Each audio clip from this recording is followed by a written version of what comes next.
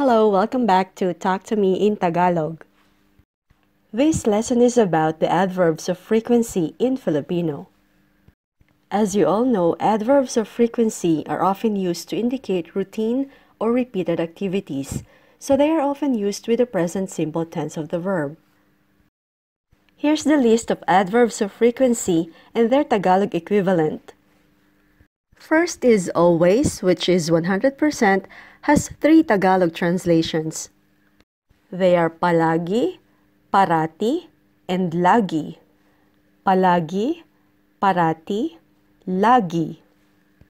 Next is usually, which is 90%, and the Tagalog equivalent is kadalasan. Kadalasan. Then we have normally, which is 80%, and it's kalimitan. Kalimitan in Tagalog. Kadalasan and kalimitan are interchangeable. Next is often, which is 70%. It has two Tagalog meanings, madalas and malimit. Madalas, malimit. Next, we have sometimes, which is 50%, and in Tagalog, we say minsan. Minsan. Next, we have occasionally, which is 30%. In Filipino, it's paminsan-minsan. Paminsan-minsan. Then we have seldom, which means bihira or madalang. Bihira, madalang. Next is rarely, meaning hindi palagi or hindi madalas. Hindi palagi, hindi madalas. The last one on our list is never. In Tagalog, it's hinding-hindi. Hinding-hindi. Let's now use palagi, parati, and lagi in a sentence. Palagi akong nag-e-ehersisyo. Palagi akong nag-e-ehersisyo. Ako is I, and nag-e-ehersisyo means exercise or exercising.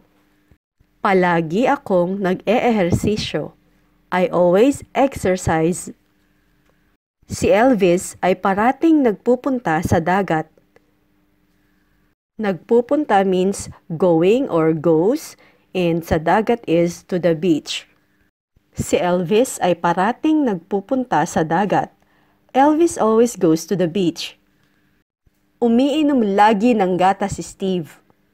Umiinom is drinking or drinks, and gatas is milk. Umiinom lagi ng gatas si Steve. Steve always drinks milk. Let's now move on to kadalasan.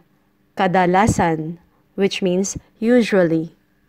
Ang mga osong puti ay kadalasang makikita sa malalamig na lugar. Osong puti means polar bear. Makikita is seen, malalamig is cold, and lugar means place.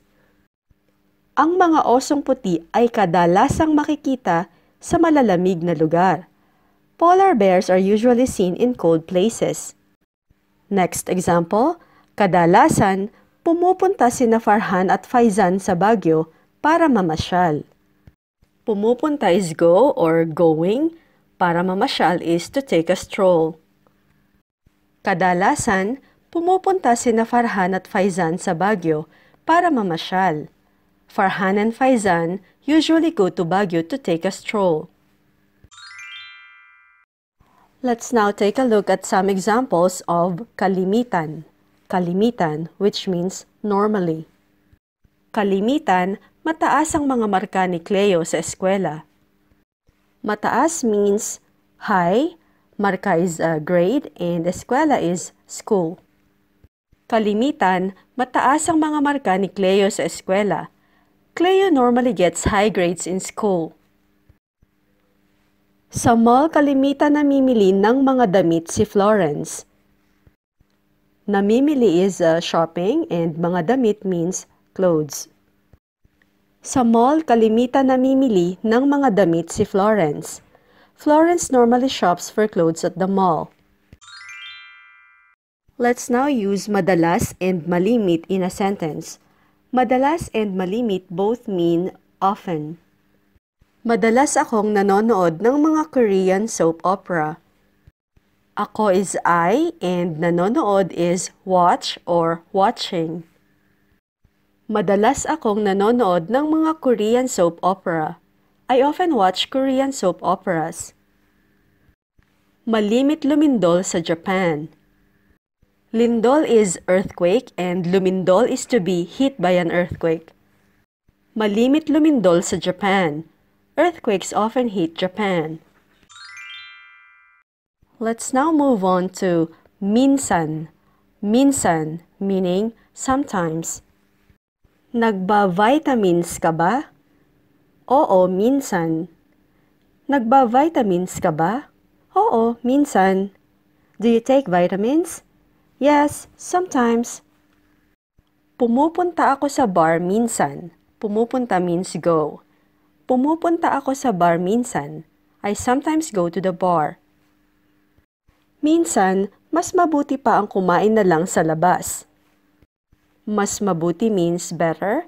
Kumain is to eat. Lang is only and labas is outside.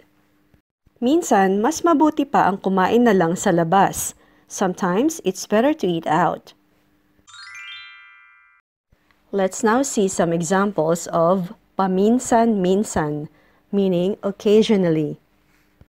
Paminsan-minsan lang ako kumain ng sitserya.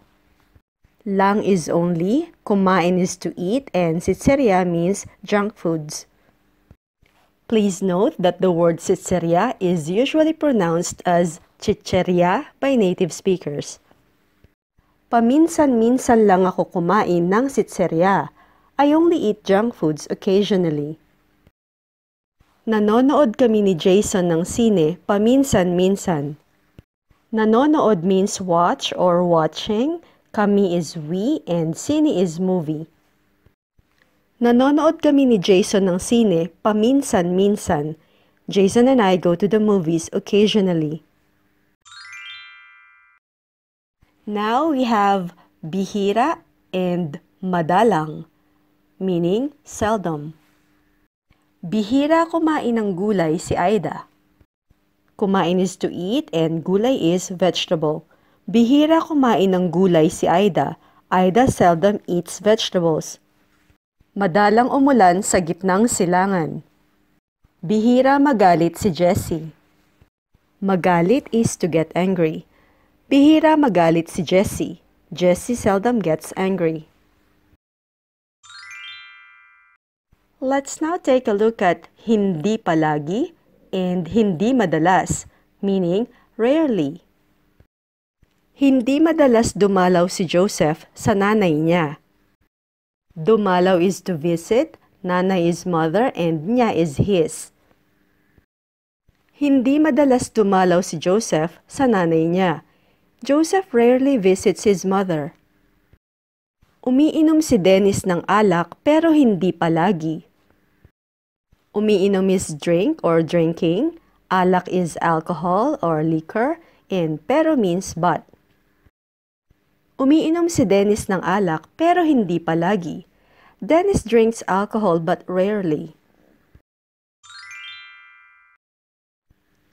The last one that we have is hinding-hindi. Hinding-hindi, meaning never. Hinding-hindi ko makakalimutan ang kabutihan mo. Makakalimutan means will forget, but since we are using hinding-hindi, this phrase means will never forget. Kabutihan is kindness and mo means your. Hinding-hindi ko makakalimutan ang kabutihan mo. I will never forget your kindness. Our last example is hinding-hindi ako papayag sa gusto mo. Payag is to agree and gusto means like or want. Hinding-hindi ako papayag sa gusto mo. I will never agree to what you like or what you want. Well, that's all for now. Thank you for watching, and if you like this video, please give it a thumbs up and make sure that you subscribe to my channel. Salamat po!